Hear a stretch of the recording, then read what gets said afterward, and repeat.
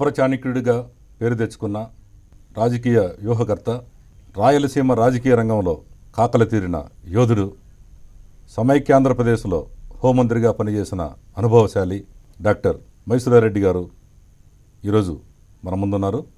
వారితో hot seat కార్యక్రమం.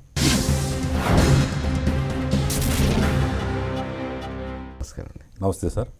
సమైక్యాంధ్రప్రదేశ్లో మీరు హోంమంత్రిగా పనిచేసిన అనుభవం మీకుంది. చాలా సమర్థవంతంగా పనిచేశారు.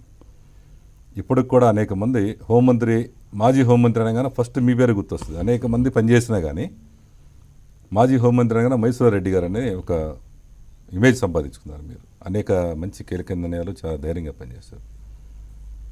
మీరు అసలు రాజకీయాలకు రావాలని ఎలా అనుకున్నారు? అసలు మీరు మీ బాల్యం నుంచి కొన్ని వివరాలు చెప్పగలుగుతారా?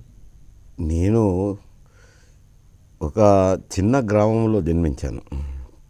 నిడిజివి అని కడప జిల్లాలో, అప్పటి కమలాపురం తాలూకా, ఇప్పుడు ఏరగుంట్ల మండలం అంటారు. బాల్యంలో చిన్న పంచాయతీరాజ్ స్కూల్లోనే చదివాను. ఇప్పటి మాదిరి కాదనుకోండి. మొట్టమొదటి అక్షరాభ్యాసం ఇసుక మీద నేర్పించారు. అంటే అక్కడ నుంచి మొదలైంది. తర్వాత ఎర్రగుంటలో హై స్కూల్ చదివాను. హై స్కూల్ అయిపోయిన తర్వాత పియూసి ఎస్వి ఆర్ట్స్ కాలేజీలో చదివాను. అటు తర్వాత మెడికల్ కాలేజీలో మెడిసిన్ చదివాను. మెడిసిన్ కంప్లీట్ పూర్తి అవుతానే ప్రాక్టీసు చేశాను. ప్రైవేట్ ప్రాక్టీస్ అనుకోండి చేసింది. ఫ్రీగా సేవ చేశాను. ఒక 5 years చేసిన తర్వాత కొన్ని కారణాల వల్ల అప్పుడు అందరం కలిసి ఒకే పార్టీలో, కాంగ్రెస్ పార్టీలో ఉండేవారం. ఉన్నప్పుడు మా మేనమ్మ గారు ఒక ఆయన ఊట్కూరు రామరెడ్డి గారని కమలాపురం శాసనసభ నియోజకవర్గ జనతా పార్టీ తరఫున నిలబడ్డాము. ఆ వర్గంలోనే వేరువేరు అయిపోవడము, బంధుత్వ రీత్యా మేమంతా ఆయన రామరెడ్డి గారికి చేయడం జరిగింది. మా మామగారు, మా తండ్రి గారు అందరూ. ప్రాక్టీస్ చేస్తున్న డాక్టర్ నుంచి రాజకీయాల్లో రావడానికి ఇన్స్పిరేషన్ ఎవరు? అదే చెప్తున్నాను. అక్కడే ఉన్నాను. విడిపోయారు. ఒక గ్రూప్లో ఉండి 2 వర్గాలుగా విడిపోయారు. విడిపోయిన తర్వాత ఈ ఒక వర్గంకు నాయకులంతా అప్పుడు జనతా పార్టీ అధికారంలోకి రావటము, తర్వాత పడిపోవడము, మళ్ళీ ఎన్నికలు రావడం జరిగింది. ఎన్నికలు రావడం జరగడంతో పార్లమెంట్ అభ్యర్థిగా ఒక వ్యక్తి మూర్తి గారని నిలబడ్డము. ఇంకొక ఆయన లోక్దళ్ తరపున రఘునాథ్ రెడ్డి గారని బసిరెడ్డి గారి కుమారుడు, మాజీ మంత్రి బసిరెడ్డి గారి కుమారుడు నిలబడ్డాము. మరోపక్క కందులోరెడ్డి గారు నిలబడినారు. నిలబడినప్పుడు ఈ ఇద్దరు విడిపోయినారు కాబట్టి ఒక గ్రూప్ కందులోరెడ్డి గారికి స్వయాన బంధువులు కాబట్టి వారు కందులోరెడ్డి గారికి చేస్తున్నారు. ఈ గ్రూప్కు ఎవరికొకరికి చెయ్యాలా.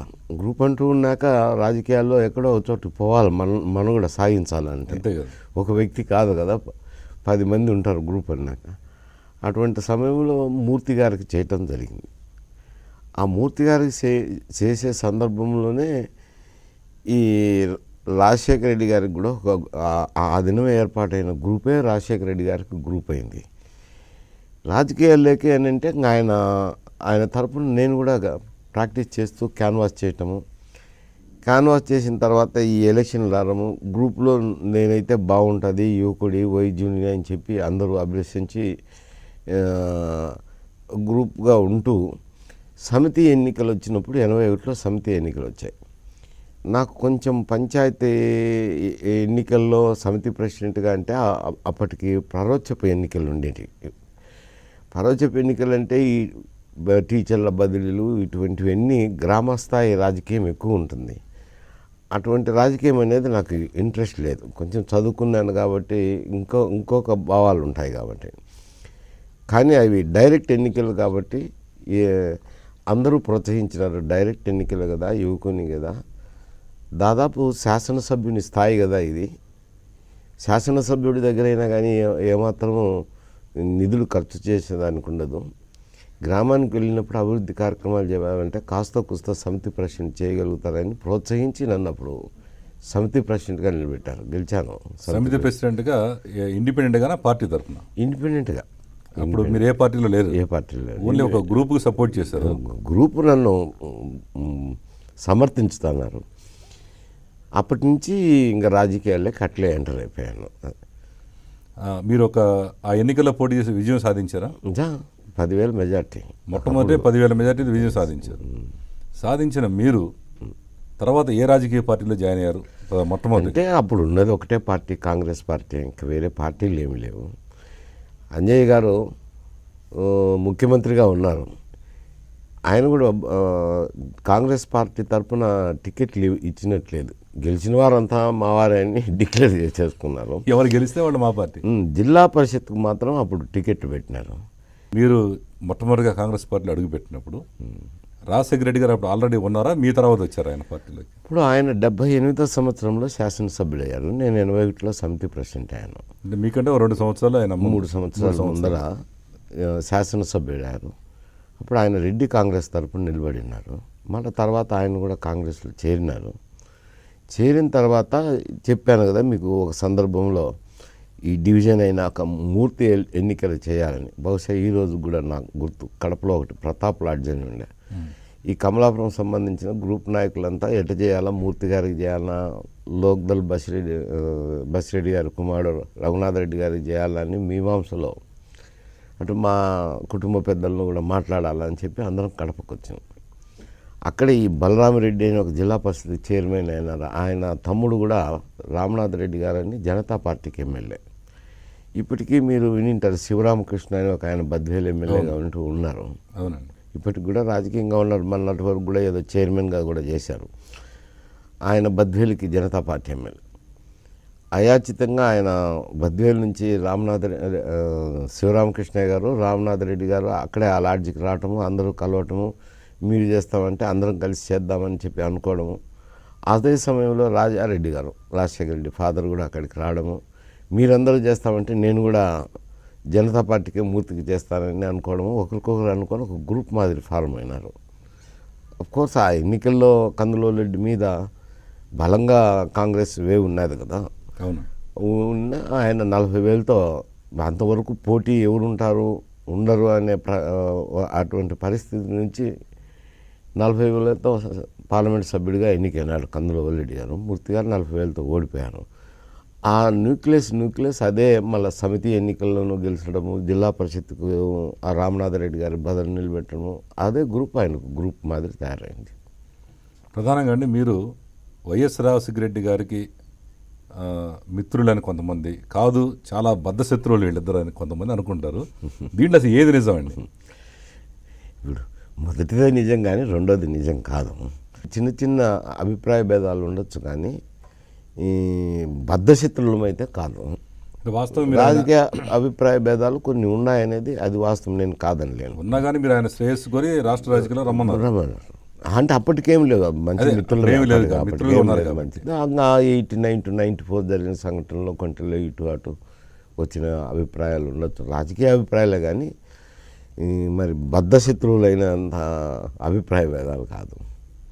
అయితే మీరు మొట్టమొదటిగా ఆయన ముఖ్యమంత్రి అయినప్పుడు మీ యొక్క సంతోషపడ్డారా, లేదంటే ఎట్లా, మీరు ఎలా ఫీల్ అయ్యారు మొట్టమొదటి రాజశేఖర రెడ్డి ముఖ్యమంత్రి అయినప్పుడు? ఒక నిర్ణయం అంటూ తీసుకోవటం జరిగింది. నేనేం చెప్పానంటే ఆయన కలిసి చెప్పాను, ఇక్కడ కాంగ్రెస్ గవర్నమెంట్ వచ్చే అవకాశం ఉంది, మెండుగా కనపడుతున్నాయి. జిల్లా రాజకీయాలు చూసుకున్నప్పుడు అప్పటికే కందులూరు రెడ్డి వర్గంలో ఉన్నారు. అది నేను పాత చరిత్ర చెప్పాను చూడండి. ఆ జిల్లా పరిషత్ ఎన్నికలకు అప్పుడు కందులూరు రెడ్డి వర్గంలో ఉన్నారు. రవీంద్రారెడ్డికి కాస్త కూస్త బంధువు కాబట్టి వరదరాజు రెడ్డి వాళ్ళంతా ఉన్నారు. తర్వాత వచ్చి కలిసినారు, మనలో కలిసినారు. కొన్ని ఏదో మనకు విభేదాలు వచ్చిండొచ్చు, అవి చిన్నవిలేండి. రేపు పొద్దున నువ్వు కూడా భవిష్యత్తు దృష్టిలో పెట్టుకోవాల్సింది ఉంటుంది. కాంగ్రెస్ పార్టీ అధికారంకి వచ్చినప్పుడు, క్యాబినెట్ మేకింగ్ అప్పుడు అందరము ఒకే సామాజిక వర్గానికి చెందిన వాళ్ళం. నువ్వైతేనేమి, నేనైతేనేమి, అటు రవీంద్రారెడ్డి అయితేనేమి, ఇటు రకరకాల వాళ్ళం ఉన్నాము. ఇందరిని సమకూర్చుకోవాలంటే ఒకరికి ఇస్తే ఒకరు బాధపడతాను. ఎందుకు వచ్చింది ఈ ఇబ్బంది లేకుండా పోతుంది, నేను పార్లమెంటుకు పోతాను అని నన్ను అడిగాను. పార్లమెంటుకు పోతాను, ఇక్కడ నీకు కూడా సమస్య ఉండదు, ఒకవేళ పోకుండా ఇక్కడ ఉండడము మంత్రి చేయకుండా అంటే సీనియర్లుగా ఉండి ఈ ట్రాన్స్ఫర్లు ఇటువంటివన్నీ బదిలీలు ఇవన్నీ చేసుకుంటా కూర్చోవడం అంటే అది కొంచెం ఏం బాగుంటుంది. ఇంతవరకు లైమ్ లైట్లో ఉన్నాము శాసనసభలో. బ్యాక్ బెంచర్గా కూర్చొని రూలింగ్ పార్టీ అన్నాక ఎటు తిరిగి అది మాట్లాడేది తక్కువ ఉంటుంది. బ్యాక్ బెంచర్గా కూర్చుండేదానికంటే నేను పార్లమెంటు పోతా, అప్పుడు ఇక్కడ నీకు ఇబ్బంది లేకుండా పోతుంది క్యాబినెట్ మేకింగ్ అప్పుడు అని కూడా సలహా చెప్పాను. ఏదో మాట్లాడదాంలే అన్నారు. అది పరిస్థితుల ప్రభావం వల్ల నేను అటు వెళ్ళిపోవటం జరిగింది తెలుగుదేశం. అయితే తెలుగుదేశం పార్టీలో ఒక ప్రధానంగా మీరు వెలుగొందారు. అసలు మైసూర్ రెడ్డి గారు అంటే ఒక దాదాపుగా ఒక నెంబర్ 2 అనే పరిస్థితికి మీరు వచ్చారు. నెంబర్ 2 కాకపోతే 3 ఒక ప్రధాన వ్యక్తిగా మీరు ఉన్నారు. అలాంటి పార్టీని మీరు వీడడానికి కారణాలు ఏమై ఉంటాయి? నేనంటే పార్టీని అయితే వీడలేదు, కానీ అలాగే ఆయనకు చెప్పాను, ఎందుకంటే యాక్టివ్ పాలిటిక్స్ అంటే నాకు కష్టం అవుతుంది, మీకు ఏదైనా అవసరాలు ఉంటే పిలువండి, తప్పకుండా చేసి పెడతాంటానులే అని చెప్పాను. సరేలేండి అని అన్నారు. దాని మీద ఏం మాట్లాడలేదు. నేను ఇక్కడ కొంచెం ఒత్తిడి ఎక్కువగా ఉన్నది రమ్మని, అయినా కానీ నేనైతే ఒక నిర్ణయం తీసుకోలేదు. అది కనీసం బ్రేక్ఫాస్ట్ కన్నా వస్తాడో లేదో రాదో అడుగు అని ఒత్తిడి చేస్తానంటే, ఏం బ్రేక్ఫాస్ట్కి పోయేదానికి ఏముంది పెద్ద సమస్య, రాజకీయ నాయకులు నాకు ఎక్కడైనా తిరుగుతుంటారు కదా, బ్రేక్ఫాస్ట్కే కదా అని పోయాను. బట్ ఆయన కూడా ఏదో సిబిఐ ఎంక్వైరీకి రావడము, ఆ కలకలము అదంతా ఉన్నది.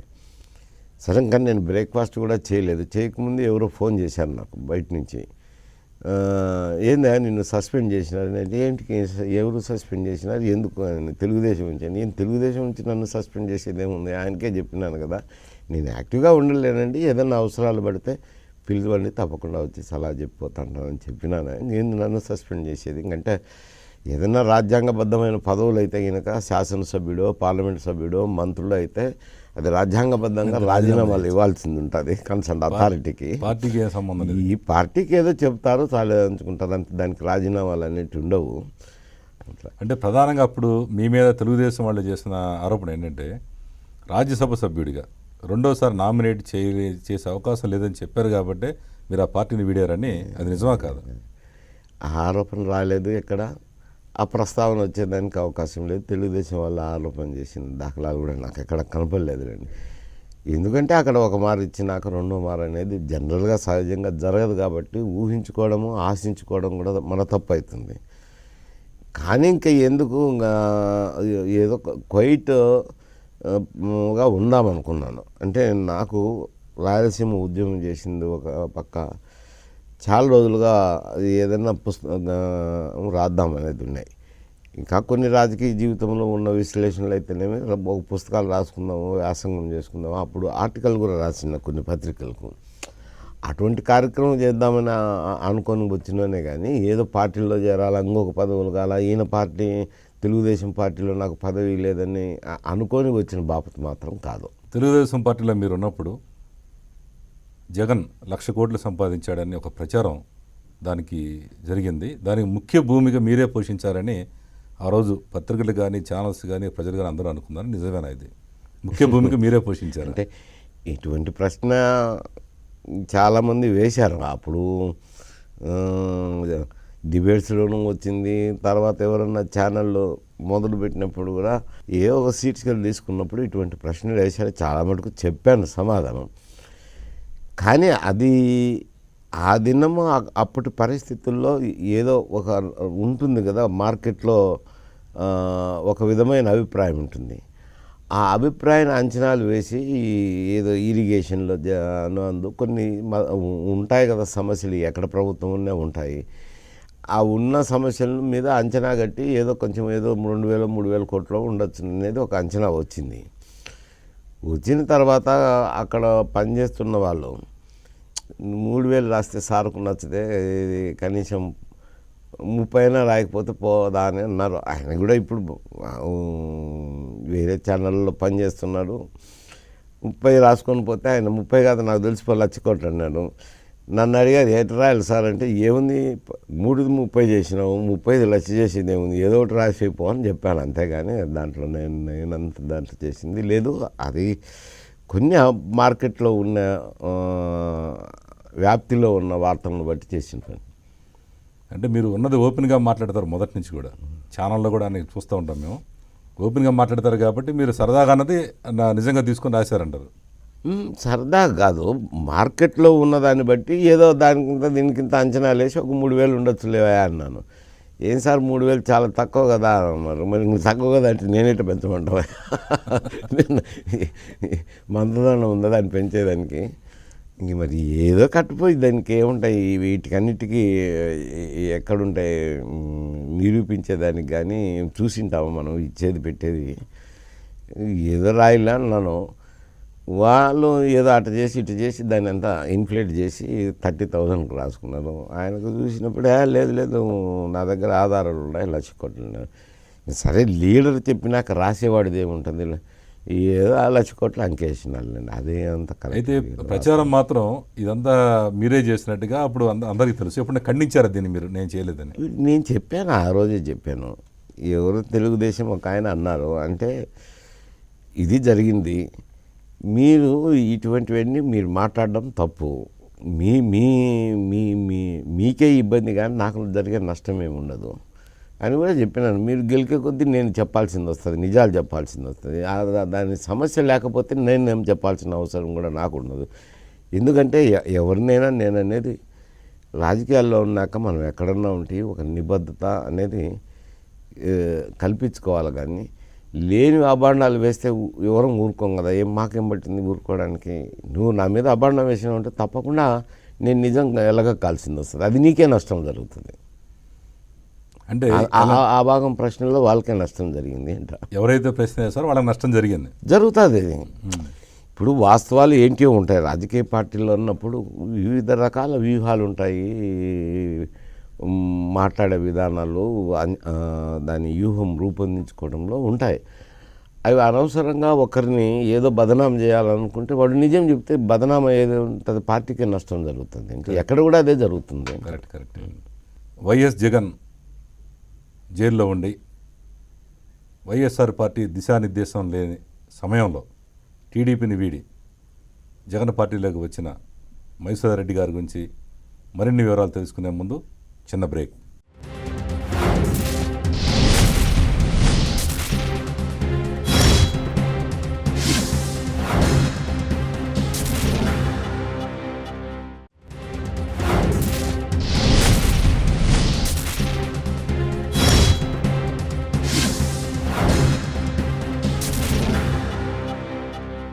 హాట్ సీట్ కార్యక్రమానికి తిరిగి స్వాగతం. మైసూర్ రెడ్డి గారు, మీరు మంచి వ్యూహకర్త. జగన్ గారి పార్టీలో జాయిన్ అయినప్పుడు అందరూ అనుకున్నది ఏంటంటే మైసూర్ రెడ్డి గారు లాంటి ఒక ముఖ్యమైన నాయకుడు, ఒక పవర్ఫుల్ లీడర్, వ్యూహకర్త ఈ పార్టీలోకి వచ్చాడంటే చంద్రబాబు సంబంధించిన టక్కు టమారా విద్యలనేవి ఆయనకు తెలుసు. వచ్చే ఎన్నికల్లో ఆయన చంద్రబాబు ఎలాంటి వ్యూహాలు వేసినా కానీ తిప్పికొట్టగల సామర్థ్యం ఒక మైసూర్ రెడ్డి గారికి ఉంది. కాబట్టి డెఫినెట్గా జగన్ సీఎం మొత్తం అందరూ ఆశించారు. అది ఎందుకు మనం అనుకూలించలేదు? మీకు కారణం ఏంటి? ఇప్పుడు వారు జైల్లో ఉన్నప్పుడు పరిస్థితి వేరు. కొంచెం పార్టీకి, ఎందుకంటే ప్రెసిడెంట్ లోపలికి వెళ్ళినాడు అంటే మనోస్థైర్యం అనేది కోల్పోతారు ఎవరైనా, చాలామంది. అటువంటి వాళ్ళకు ఉన్నారులే ఎవరో ఒకరు పెద్ద దిక్కు అని మనోస్థైర్యం వస్తుంది. అటువంటి కాన్ఫిడెన్స్ అయితే ఇవ్వగలము. నేను ఇంతకుముందు వేరే విషయంలో కూడా చెప్పేటప్పుడు చెప్పినాను, ఒక రాజకీయ పార్టీ ఉత్థాన పథాలకు ఒకరు ఇద్దరు వ్యక్తులు చాలరు. ఒక వ్యవస్థ మాదిరి రాజకీయ పార్టీ పనిచేయాల్సింది ఉంటుంది. వ్యవస్థ మాదిరి పనిచేయాలన్నప్పుడు గెలుపు ఓటముల విషయానికి వచ్చేసరికి మేనిఫెస్టోనండి, అభ్యర్థుల ఎంపికనండి, ప్రస్తుత రాజకీయ వాతావరణం కూడా కొంచెం కలుషితమైన వాతావరణం. డబ్బులు విచ్చలవిడిగా ఎన్నికల్లో ఖర్చు అవుతున్నాయి. అవి జగమెరిగిన సత్యం, నేను దాచిపెట్టిన దాగిన సత్యం ప్రతి ఒక్కరికి తెలిసినవి. ఇటువంటి ఎన్నో విషయాలన్నీ మిళితమై ఉంటాయి. రాజకీయ పార్టీకి మిళితమై అందులో నుంచి రావాల్సింది ఉంటుంది. ఇక్కడ ఎక్కడో ఒక చిన్న పొరపాటు జరిగినా, అంటే శాతం తీసుకున్నప్పుడు మొత్తం రాష్ట్రం మొత్తం మీద తీసుకున్నప్పుడు ఒక 0.5% ఏమో తేడా ఉన్నట్టుంది. 0.5% వల్ల రిజల్ట్ కూడా తారుమారు అవుతుంటాయి. ఈ 2-3% చేంజ్ ఇటు అటు మారినా కానీ తారుమారు అవుతాయి ఎన్నికల ఫలితాలు. సీట్స్ వచ్చేసరికి సీట్ రిఫ్లెక్షన్ వచ్చేసరికి చాలా మార్పులు వస్తాయి. పేరుకు 1% 2% కనపడతాయి కానీ అది చేంజ్ అయ్యేసరికి సీట్ రిఫ్లెక్షన్లోకి సీట్ల ఆ సంఖ్య మారినప్పుడు సంఖ్యాబలాన్ని బట్టే ఉంటుంది కదా. అందువల్ల ఇవి ఒక వ్యక్తి వల్లనో వ్యూహకర్తల వలనో వ్యూహాల వలనో ఒక పార్టీ పైకి వస్తుంది అనుకునేది అది అంత పూర్తి నమ్మసక్యమైంది కాదు. 10 మంది కలిసి పని చేయాల్సింది ఉంటుంది. పని చేసేటప్పుడు కొన్ని మార్లు తప్పులు జరగచ్చు, కొన్ని మార్లు మంచి జరగచ్చు. వైఎస్ రాజశేఖర రెడ్డి గారి మరణం తర్వాత ఆంధ్ర రాష్ట్రం అంతా కూడా ప్రజలు అన్ని వర్గాల వారు కులమత భేదాలు లేకుండా అందరూ కూడా ఆయన మీద అపారమైన సానుభూతి వచ్చింది. తర్వాత జగన్ గారి ఓదార్పు, 2 మీలాంటి వ్యూహకర్తలు, 3 తెలుగుదేశం పార్టీ లాగా మీరు కూడా ఎక్కడ కూడా డబ్బు లేని వాళ్ళని పెట్టలా. ఇటు నెల్లూరు నుంచి తీసుకుంటే మేకపాటి రాజమోహన్ రెడ్డి గారు కానీ, ఇటు ఒంగోలు సుబ్బారెడ్డి గారు కానీ, ఇక్కడ అయోధ్య రామరెడ్డి గారు కానీ, బాలశౌరి గారు కానీ, అట్లా ఏలూరులో కూడా ఒక ఐఏఎస్ ఆఫీస్ నుంచి వచ్చిన ఒక చంద్రశేఖర్ గారు, ఇట్లా ప్రతి ఒక్కళ్ళని మంచి నాయకుల్ని మీరు వ్యూహం బాగానే చేస్తారు. డబ్బున్న వాళ్ళనే పెట్టారు మీరు కూడా అక్కడ. మీకు ప్రతిగా భయపడిపోయి చంద్రబాబు అంటే వాళ్ళ ఆరోపణ ఏంటంటే, వాళ్ళ నినాదం ఏంటంటే డబ్బుతోనే నడిపిస్తుంది వైఎస్ఆర్ పార్టీని. కానీ కాదు, రాజశేఖర రెడ్డి గారి ఫ్యాక్టరీ కానీ ఇవన్నీ నడుస్తున్నాయి. మీరే మంచి వ్యూహం వేశారు. అక్కడ అభ్యర్థి దొరక్క చిత్తూరు జిల్లా నుంచి తీసుకొచ్చిన ఒక 100 కోట్లు కొమ్మరించే వ్యక్తిని తీసుకొచ్చి మీ బాలశౌర్యమే పెట్టారు అక్కడ. మరి మీరు ఇన్ని వ్యూహాలు వేసినా ఎందుకని మీరు సక్సెస్ కాలేకపోయారు? కారణం కానీ ఇవన్నీ ఒక స్థాయి మేరకే పనికొస్తాయి.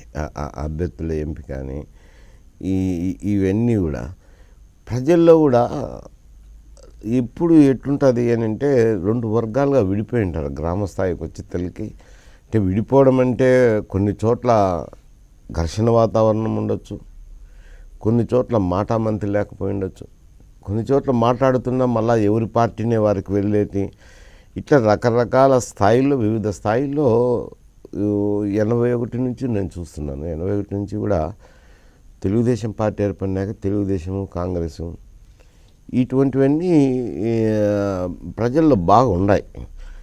ఉన్నప్పుడు మొన్న ఎన్నికల్లో జరగటంలో ఏమైంది అని అంటే ఈ వ్యూహాలకు తోడు అనూహ్యమైంది ఈ రాష్ట్రం విభజించబడడం. ఈ విభజనలో భాగంగా ఆ పాపం అంతా కాంగ్రెస్ పార్టీ మీద పడ్డాం.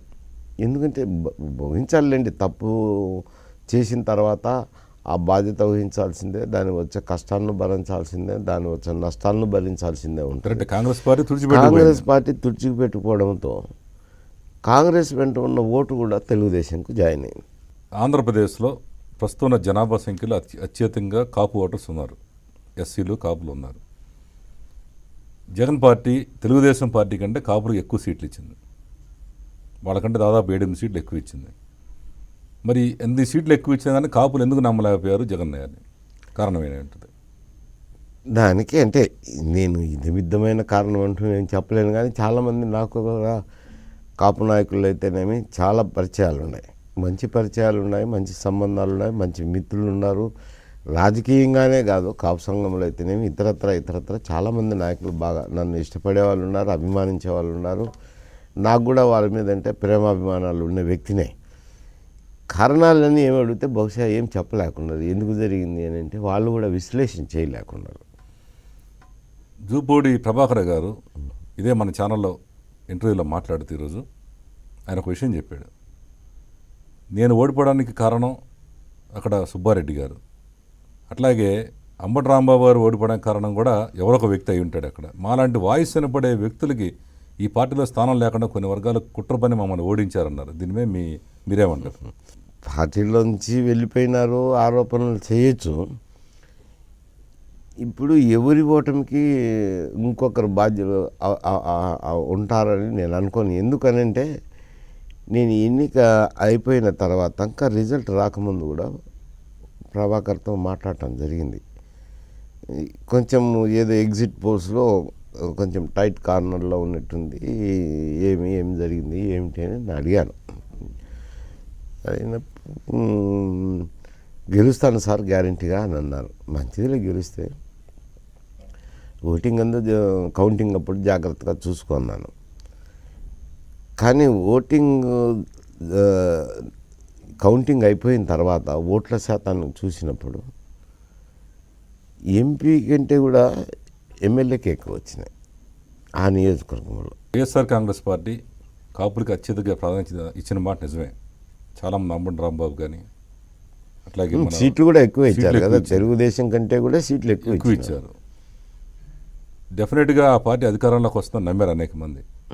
చివరి నిమిషంలో చంద్రబాబు వ్యూహంగా పవన్ కళ్యాణ్ దగ్గరికి వెళ్ళి ఆయనే బతిమలాడి తీసుకొచ్చాడు కాబట్టి కొద్ది శాతంతో మీ పార్టీ ఓడిపోయిందని అందరూ అనుకుంటున్నారు. ఇది నిజమే అని మీరు భావిస్తారా? అంటే ఇవి ఎట్లుంటుందంటే కర్ణుని సావుకు వెయ్యి శాపాలు అన్నట్టు ఇక్కడ అపజయానికి ఆ ఒక్క కారణమే నేను అనలేను. ఇప్పుడు ఎందుకంటే కొన్ని ప్యాకెట్లలో ఉండొచ్చు, ఈస్ట్ వెస్ట్ కొన్ని చోట్ల ఉండొచ్చు, బలేం ఉండొచ్చు, ఆ ప్రభావం చూపిండొచ్చు, చూపకపోయి ఉండొచ్చు. దేనికి నేనేం ఇది అదే అని ఇదమిద్దంగా, ఎందుకంటే వారిని అడిగినప్పుడే ఎందుకు కొంచెం ఈ విధంగా జరిగింది అన్నప్పుడు దానికి కావలసిన కారణాలు వాళ్ళు కూడా విశ్లేషణ చేయలేకపోయినారని నేను చెప్పాను కదా. అదొకటే కారణం అని నేను చెప్పలేను. ఎందుకంటే మిగతా ప్రాంతాలు చాలా చోట్ల ఆయన ప్రభావం లేని ప్రాంతాలు కూడా ఉంటాయి కదా. ఆయన నేను ఎందుకంటే ఎన్నికల్లో గెలుస్తామనే ధీమాతో ఆయన ఎన్నికల బరిలోకి దిగలేదు. రాష్ట్ర రాజధాని గురించి ఇప్పుడు వాస్తవంగా ఈ ప్రకాశం జిల్లాలో వేస్ట్గా చాలా ల్యాండ్స్ ఉన్నాయి. దానికి ₹1 కూడా చెల్లించవసరం.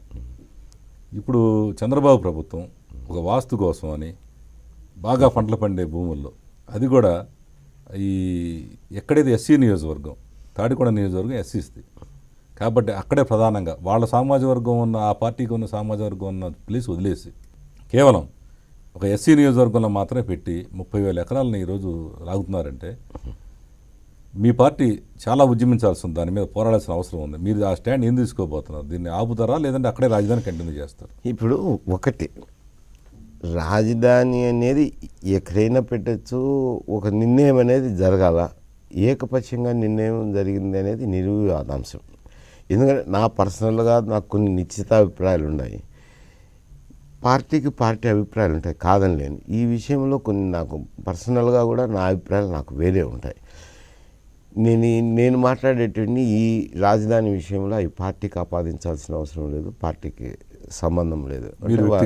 వ్యక్తిగతంగా ఎందుకు అని అంటే గతంలో రాయలసీమ ఉద్యమం ఒకటి చేశాను. రాయలసీమ అభివృద్ధి కావాలన్నాం కానీ ఎప్పుడు సపరేట్ కావాలని కోరుకోలేదు, రాష్ట్రం విడిపోవాలని. అక్కడ కొన్ని సమస్యలు ఉన్నాయి, వాటిని కూడా పరిష్కరించాల్సిన అవసరం ఉంది. రాష్ట్రం సమైక్యంగా ఉండాలన్నప్పుడు ఇటువంటి పొరపచ్చాలు లేకుండా చూసుకోవాల్సిన బాధ్యత ఎవరి మీద ఉంటుందంటే ప్రభుత్వం మీద ఉంటుంది.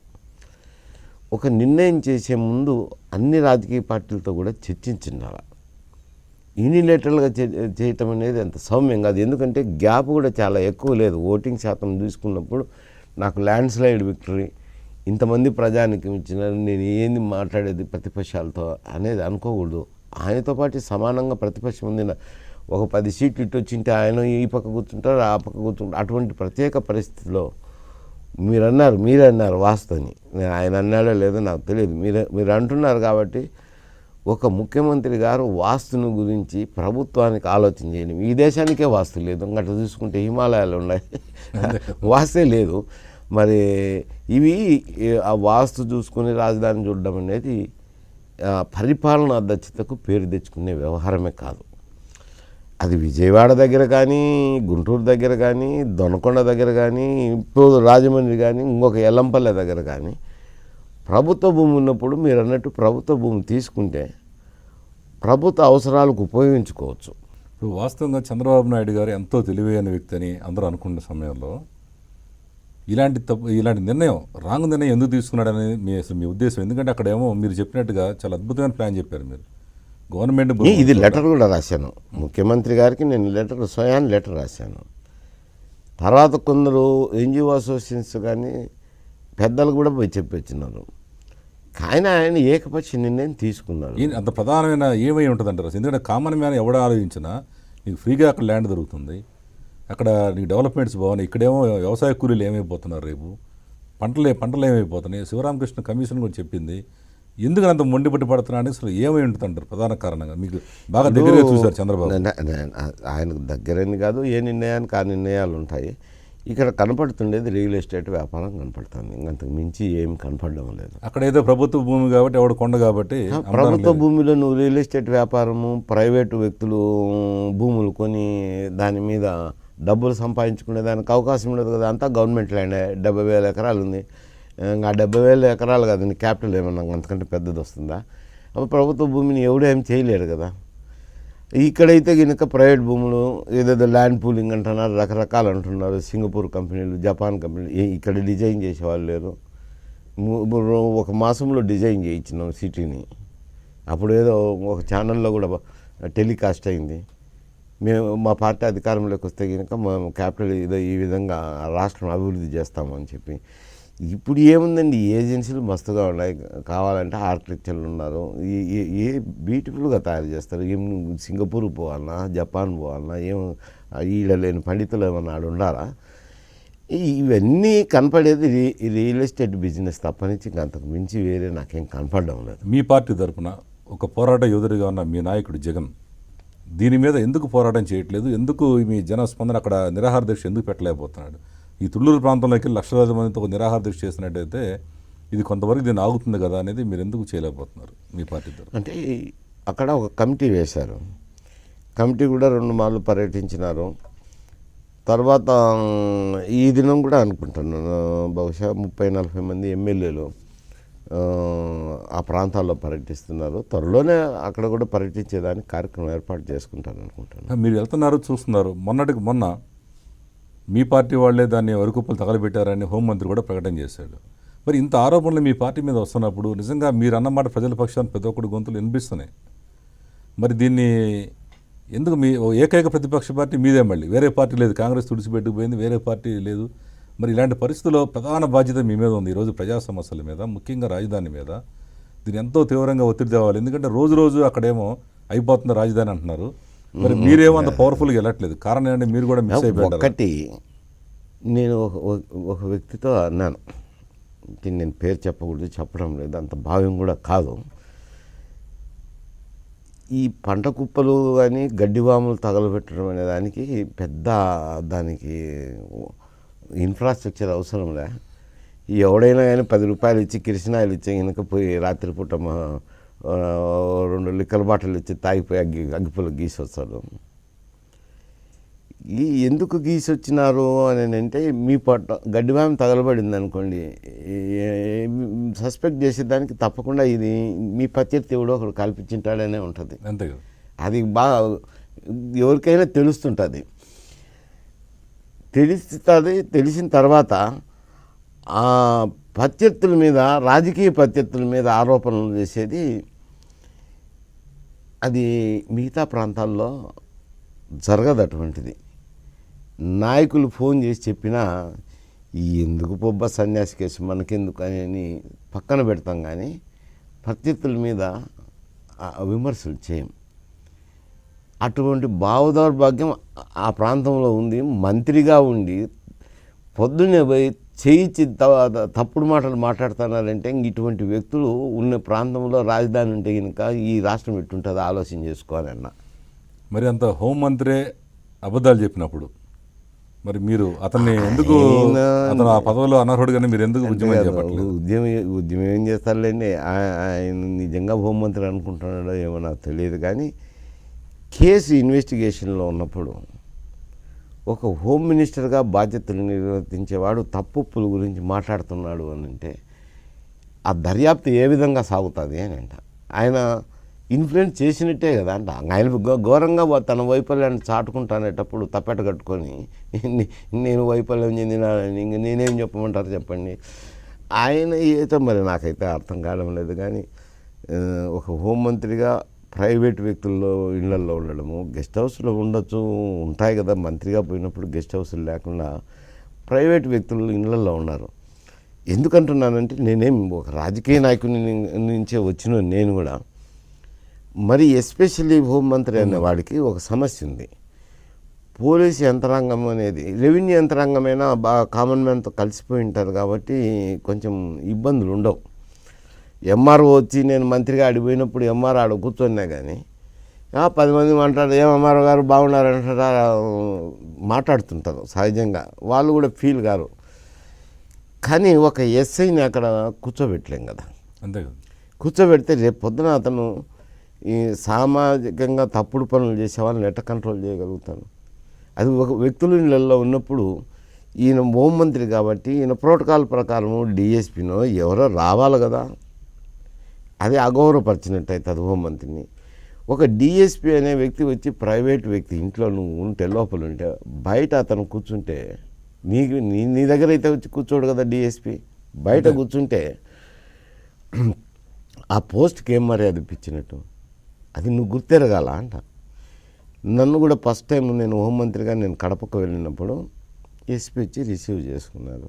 సరే నేను మరుసటి రోజు నేను పిలిపించి చెప్పాను, నేను ఫోన్ చేసినప్పుడు నువ్వు రా గెస్ట్ హౌస్కి,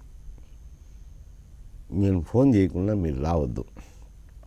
సార్ మీరు హోంమంత్రి జిల్లాకు వచ్చినప్పుడు సొంత జిల్లాకు వచ్చినప్పుడు నేను లేకుంటే ఎట్టాను? కాదులే అదంతే, నేను ఒక బాధ్యత నిర్వహించేటప్పుడు ఆ బాధ్యత నువ్వు సక్రమంగా నిర్వర్తించేదానికి నేను అవకాశం కల్పించాలా, నువ్వు రావద్దు, నేను ఫోన్ చేసినప్పుడు రా, ఏమన్నా అవసరాలు ఉంటే పిలిపిస్తాను, అప్పుడు రాలే. ఎవరన్నా ఒక ఓల్డ్ మ్యాన్ ఎస్ఐని రిటైర్ కాబోతున్న నెయ్యిలే ఏమి ఇబ్బంది లేదు, నేనేమనుకోను ఫోన్ అని చెప్పిన. అంటే మనం ఆ శాఖకు మనం గౌరవం కల్పించాలి. కానీ ఆయన అనుకుంటున్నప్పుడు ఆయన హోంమంత్రి ఆయన నిర్వహించుతున్నాడు, అది అందులో సెన్సేషనల్ కేసు. ఒక రాజధానికి సంబంధించిన ప్రాంతంలో అధికారంలో ఉన్న పార్టీ మీదనే పంట పొలాలు తగలబెట్టించిన హేమైన ఆరోపణ, మంచి ఆరోపణ కాదు కదా. పంట పొలాలు తగలబెట్టడము, గడ్డివాములు తగలబెట్టడం అనేది దుర్మార్గమైన చర్య, సమాజంలో ఎవరు కూడా హర్షించరు. అటువంటి పనులు చేసినారని ఒక ఆరోపణ ఆ పార్టీ మీదనే ఉన్నప్పుడు, ఆ పార్టీకి సంబంధించిన హోంమంత్రిగా ఉంటూ నువ్వు అటువంటి స్టేట్మెంట్ ఇస్తే ఆ దర్యాప్తు ఎట్ట జరుగుతుంది అనుకోవాలా, ఏం జరుగుతుంది అనుకోవాలా, ఇంకా ఏమనాలా చెప్పు. అక్కడ ఆ ప్రాంతంలో రాజధాని పెడుతుంటే ఏమనుకుంటారు చెప్పండి వాళ్ళ గురించి? ఒక మంత్రి పత్తిపాటి పుల్లారావు మాట్లాడడం కానీ, హోంమంత్రి మాట్లాడడం కానీ, ఆ మాటలు మాట్లాడితే ఎవరైనా కానీ వాళ్ళు ఏం మాట్లాడుతున్నారో కూడా అర్థం లేకుండా వాళ్ళ ఇంటిగ్రిటీనే పోగొట్టుకున్నారు అంట. అంతే కదా. నేను కామెంట్ చేసేది ఏముంటుంది. హాట్ సీట్ కార్యక్రమంలో ఇప్పుడు చిన్న బ్రేక్.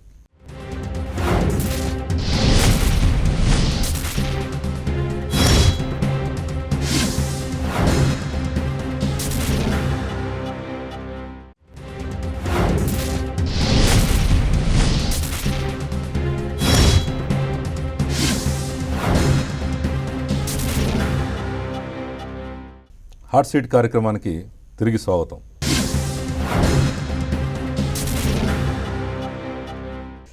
ఈ పార్టీ నుంచి చాలామంది వెళ్ళిపోతున్నారు ఆఫ్టర్ ఎన్నికల తర్వాత. వాడు ఓడిపోనండి లేదా ప్రభుత్వం రాలేదు, కారణం ఏమైనా కానీ ఈ పార్టీని బాగా అభిమానించి ఒక మంత్రి పదవి త్యాగం చేసిన సురేఖ గారు బిఫోరే ఎన్నికల ముందే, అట్లాగే కొండతాల రామకృష్ణ, దాడి వీరభద్ర గారు, ఇప్పుడు మొన్న గట్టు రామచంద్ర తెలంగాణ, సరే తెలంగాణ ఆస్పెక్ట్ అంటే వేరే అనుకోండి, జూపూడి ప్రభాకర్ గారు, ఈ రకంగా ఇంతమంది ప్రముఖులందరూ కూడా వెళ్ళిపోతే ఏమంటున్నారంటే జగన్ వైఫల్యాలు చెప్పి వెళ్తున్నారు. ఆయన ఎవరితో సరిగ్గా మాట్లాడని, పెద్దలకు రెస్పెక్ట్ ఇవ్వడని, ఇదే పరిస్థితిలో మరి మీరు పెద్దలుగా వయసు రీత్యా కానీ, అనుభవ రీత్యా కానీ, ఒక మేధావిగా కానీ మీకు నిజంగా ఆయన రెస్పెక్ట్ ఇస్తాడా లేదా? అంటే మీరనేది రామకృష్ణ గారు వెళ్ళిపోయినప్పుడు విషయము తెలుసు, జూపూడి గారితో మాట్లాడినాను, మీరు చెప్పిన వ్యక్తులు అందరితో కూడా మాట్లాడినాను. అంటే వారి కారణాలు వాళ్ళకి ఉన్నాయి, కాదని లేని నేను.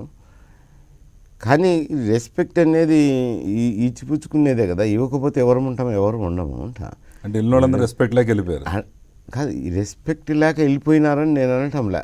వాళ్ళ కారణాలు ఏవో వాళ్ళకు ఉన్నాయి, ఇవ్వకపోతే ఎవరు రారు కదా అంట. ఇప్పుడు ఇంతమంది వస్తున్నారు కదా, ఎవరు పోయి ఉండొచ్చు, ఒక 5 మంది 6 మంది 7 మంది వెళ్ళిపోయి ఉండొచ్చు. ఆ వెళ్ళిపోయిన వారికి కూడా వాళ్ళ కారణాలు వాళ్ళకుండా ఇది కారణమని నేను చెప్పలేను. మీరు చెప్పిన రెస్పెక్ట్ అనేది కారణమని, జూపిడికి మీరు చెప్పిన కారణం అని చెప్పలేను, రామకృష్ణకు అటువంటి కారణం ఆపాదించలేను. వేరే కారణాలు ఉండొచ్చు, ఈ కారణం అయితే కాదు. ఆయన అంటే ఒక వయసుకి రెస్పెక్ట్ ఇవ్వడం అని, ఉదాహరణకు ఎస్పీవై రెడ్డి ఆయన ఎంపీ గారు మీ పార్టీ నుంచి, ఆయన వెళితే ఏమన్నా అంటే, నేను నా వయసుకి ఆయన బాబు అని పిలిస్తే ఆయన నచ్చలేదు, అన్న సార్ అని పిలవాలని ఆరోపణ చేశాడు. ఆరోపణ మరి ఆయన అన్నాడు ఆ రోజున. మరి ఇలాంటి వాళ్ళందరూ ప్రతి ఒక్కరు కూడా ఇదే పరిస్థితి ఉంది. అది నిజమా కాదా అనేది మా యొక్క సమాచారం. ఎస్వి రెడ్డి విషయం వచ్చేసరికి ఆయన ఏం ఆరోపణ చేసినా ఆయనకు వచ్చేదే కానీ జగన్మోహన్ రెడ్డికి రాదు. ఎందుకు అని అంటే తనకు హైయెస్ట్ రెస్పెక్ట్ ఇచ్చినాడు, సీట్ ఇచ్చినాడు, గెలిపించిన తర్వాత ఆయన వ్యాపార లబ్ధి కోసము, లైసెన్సుల కోసము, ఇంకో దానికోసము మరుసటి రోజే వెళ్ళటం అనేది ఆయన సీనియారిటీ, గౌరవం అగౌరవం అనే ప్రశ్నే ఉదయించదు. ఎందుకంటే ఆయన చేరింది సమైక్య ఆంధ్ర బిల్లు ప్రవేశపెట్టే ముందర చేరినాడు.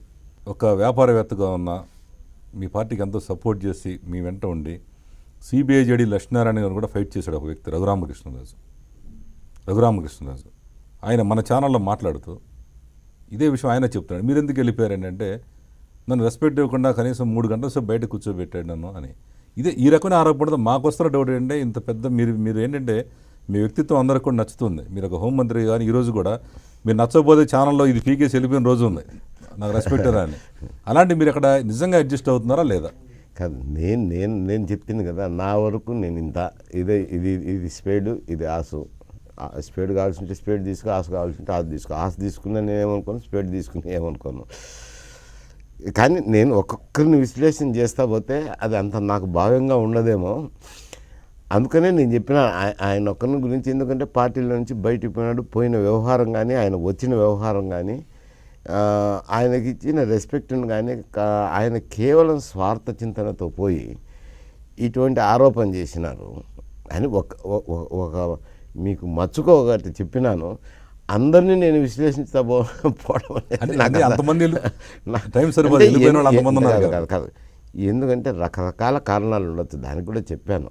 వారి అభిప్రాయాలు వారు అనుకుంటుండేది కరెక్ట్ అని వారు అనుకోవచ్చు, పార్టీ అనుకుంటుండేది పార్టీ కరెక్ట్ అనుకోవచ్చు. అది వాస్తవానికి దాని గురించి కాదు. ఎందుకంటే ఇతని విషయంలో క్లియర్గా ఉంది, ఎస్పీ రెడ్డి విషయంలో. రాజశేఖర రెడ్డి గారి మరణం జరిగి దాదాపు 6 సంవత్సరాలు అవుతుంది, 5 సంవత్సరాలు కంప్లీట్ అయిపోయింది. ఇప్పుడు కూడా ఓదార్పు యాత్రలు కంటిన్యూ అవడంలో అసలు ఉద్దేశం ఏంటండి? నిజంగా ఓదార్పు యాత్ర చేయదలుచుకున్న 1 సంవత్సరం 6 నెలలు అందరినీ కలిసి రావచ్చు మనం వెళ్ళి. అసలు అదే కంటిన్యూ చేయడం వల్ల మీ పార్టీ నష్టం లేదా?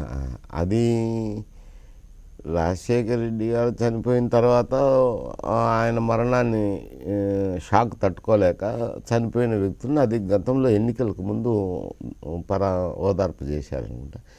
ఇప్పుడు అనంతపురం పోయింది రైతులు ఆత్మహత్యలు చేసుకున్నారు కాబట్టి వారిని పోయినారు ఈ యాత్ర. ఇప్పుడు తెలంగాణలో కంటిన్యూ షర్మిల గారు చేస్తున్నారు కదా, దాన్ని కంటిన్యూ చేస్తున్నారు. అప్పుడు వారికి అప్పుడు చేయలేదు కాబట్టి పోతున్నారు.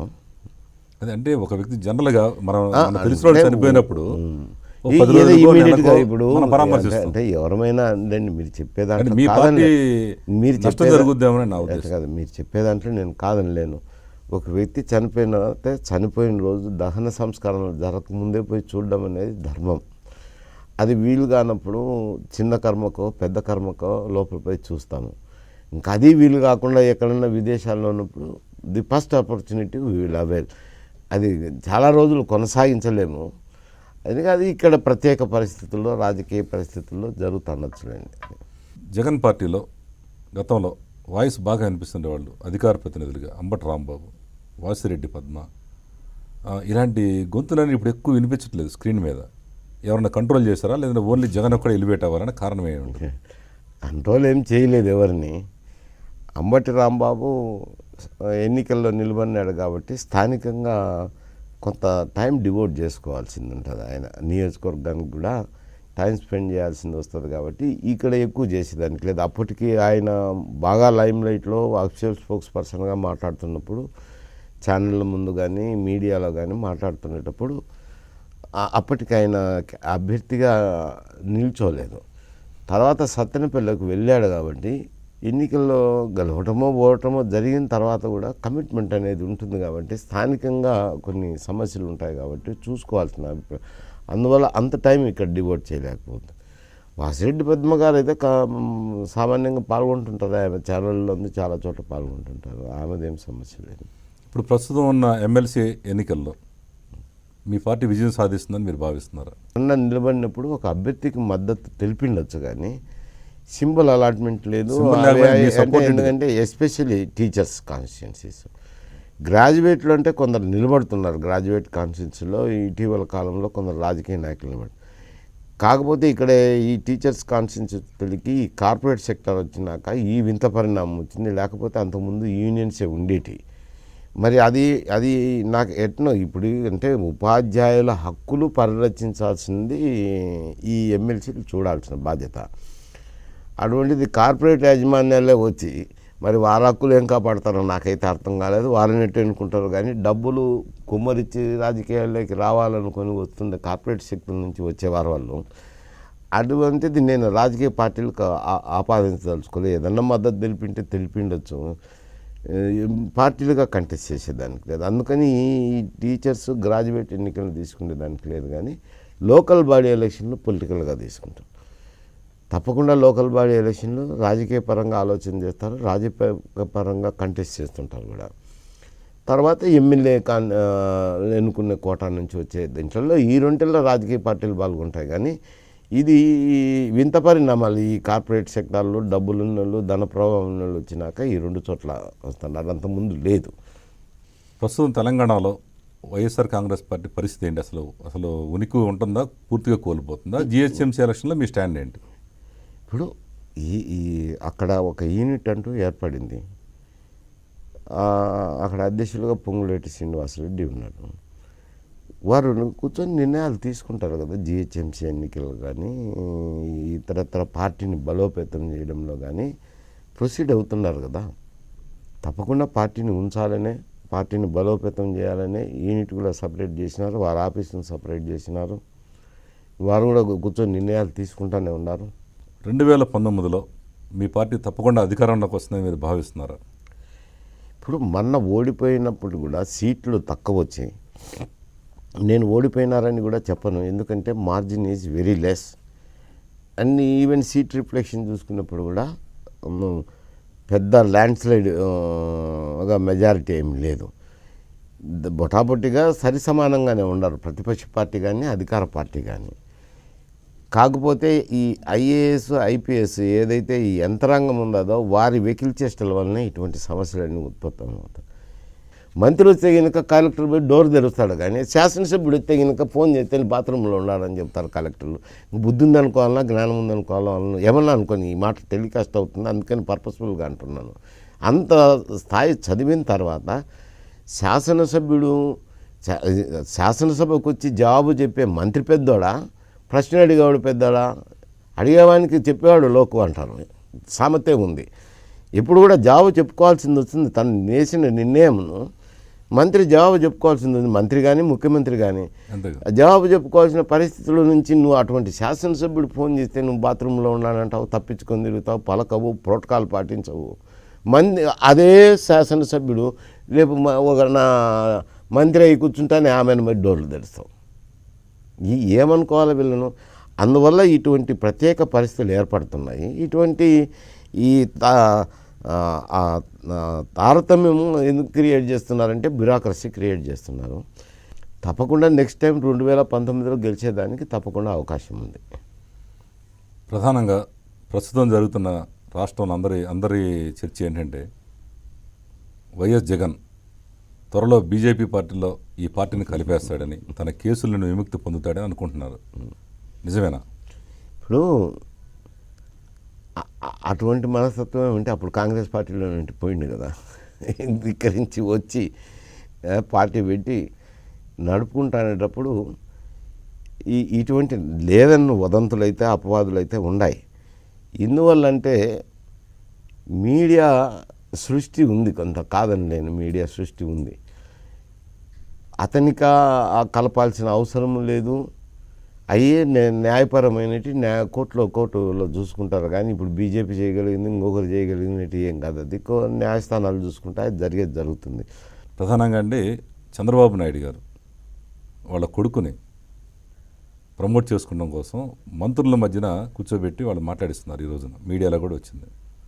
అసలు ఈ విధానం కరెక్టా కాదా? దీనికి అసలు మీరేమంటారు? దీన్ని చంద్రబాబు నాయుడు గారు రాజకీయ నాయకుడిగా,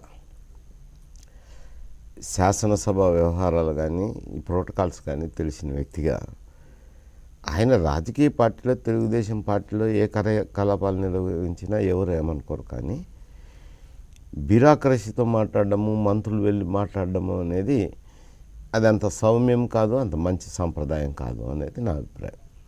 మీరు ఇందాక ఐఏఎస్ ఐపీఎస్ ఆఫీసర్ల గురించి చెప్పారు. మరి ఇప్పుడు ఈ మంత్రులు, రాజకీయ నాయకులుగా ఉన్న మంత్రులు పోయి అసలు ఏ చట్టసభలో ప్రాధాన్యత లేని అతనికన్నా వాళ్ళకన్నా వయసులో తక్కువ ఉన్న వ్యక్తి మాటలు ఎన్ని వస్తున్నారంటే మరి ఇప్పుడు రాజకీయ నాయకులు కూడా తప్పు ఉందిగా మన ఐఏఎస్లో మనం ఎత్తి చూపిస్తున్నాం. మరి దీని మీద మీరేమంటారు? అంటే ఈడ కొంచెం ఏర్తిని పెడుతుంది మంత్రికి, రాజకీయ నాయకుడికి. రాజకీయ నాయకుడే మంత్రి అవుతాడు, మంత్రే రాజకీయ నాయకుడు ఈడ. కాబట్టి రాజకీయాల్లో అతను తెలుగుదేశం పార్టీ వ్యవహారాలు చూసే దాంట్లో ఎవరం తప్పలు పట్టలేం. అది రాజకీయ పార్టీ. మేము ఇప్పుడు ఒక మంత్రి పోయి మాట్లాడొస్తాడు, ఏం మాట్లాడాలంటే పార్టీ పరిస్థితిని గురించి, పార్టీని బలోపేతం చేయడం గురించో, పార్టీని గురించో మాట్లాడొచ్చినామంటారు. దాన్ని కాదనిలేం కదా. కానీ అధికారి అట్ట పోలేడు కదా. అధికారికి ఏం పని పార్టీని బలోపేతం చేసేది? ఈ కార్యక్రమాలకు సంబంధమే లేదు. ఆడ క్లియర్ కట్గా ఉంటుంది, ఈడ క్లియర్ కట్గా ఉండదు. ఒకవేళ పోయి మాట్లాడేది డిక్టాట్సే తీసుకొని రావచ్చు. నేను అది మాట్లాడలేదు, మా జిల్లా పార్టీ వ్యవహారాల గురించి మాట్లాడొచ్చినారంటారు. అప్పుడు ఏమనేది దానికి ఉండదు. నేననేది క్లియర్గా అతను విశ్లేషణ చేసుకోవాల్సింది.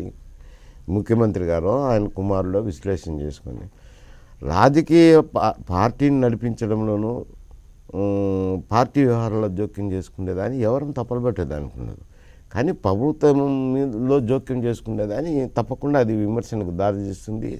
శాసనసభలో కూడా అడిగే అవకాశాలు ఉంటాయి. మిమ్మల్ని రాజ్యసభ సభ్యుడిగా మీ అందరం చూడొచ్చా? ఆ అవకాశాలు మీకు ఉన్నాయా ఈ పార్టీలో? ఇది ఎప్పుడో సంవత్సరము తర్వాత వచ్చే విషయం. ఇప్పుడైతే ఈ ఇటీవల కాలంలో అయితే ఎప్పుడు లేదు. అంటే ఈ సంవత్సరం వరకు మీరు ఇదే పార్టీలో కంటిన్యూ అవుతారు కాబట్టి మీరు వాళ్ళకి ఆ ఎన్నిక ఉన్న సీనియర్గా మీకు అవకాశం వస్తుందా లేదా? సంవత్సరం తర్వాత జరిగే ఎన్నిక, పార్టీ ఏ నిర్ణయం తీసుకుంటే ఆ నిర్ణయం తీసుకోండి. నేనైతే చెప్తాను, నేను ఇప్పుడే నేను రాజ్యసభ నన్ను చూడొచ్చులేనంటే ఏమనుకుంటుంది పార్టీ? అంటే ఇంకా మీకంటే ఇంకా సీనియర్స్ ఎవరు లేరు కాబట్టి అవకాశం. అంటే ఇక్కడ రాజ్యసభ తీసుకునేటప్పుడు సీనియర్స్ జూనియర్స్ అనేది ఉంటుంది కదా, ఎన్నో ఉంటాయి. అంటే మీకు సీనియారిటీ ఉంది, అనుభవం ఉంది, మేధావి, ఒకటైతే పార్టీని ఒక అన్ని రకాల వ్యూహాలతో నడిపిస్తుంది వ్యక్తి కాబట్టి మీకు అవకాశం వస్తుందని అనుకోవచ్చా? ఇప్పుడు వాళ్ళ తండ్రి అంతటి వయసు, నేను పిల్లలను పోయి నాకు పదవి నేను అడగడం అది మంచి సాంప్రదాయం అంటారా, బాగుంటుందంటారా, బాగుండదంటారా? మీరు అడగవలసిన పని లేదు.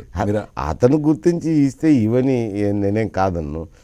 నేను పోయి అడిగేది ఉండదు అని అంటాను. మళ్ళీ ఇంకొండబద్దలు కొట్టినట్టు చెప్తాను కదా. ఎందుకని అంటే పిల్లలను పోయి అడగలేం కదా అంటే ఎవరం కూడా. అడగకపోయినా కానీ మీకు వస్తుందన్న నమ్మకం అదేమవుతుంది. నేను ఎట్లా చెప్తాను, అది వారి ఇష్టం. అది నేనేం ప్రెసిడెంట్గా తీసుకునే నిర్ణయాలు బట్టి ఉంటుంది. Okay, thank you very much Mysore Reddy గారు. ఇది ఈరోజు హాట్ సీట్ కార్యక్రమం.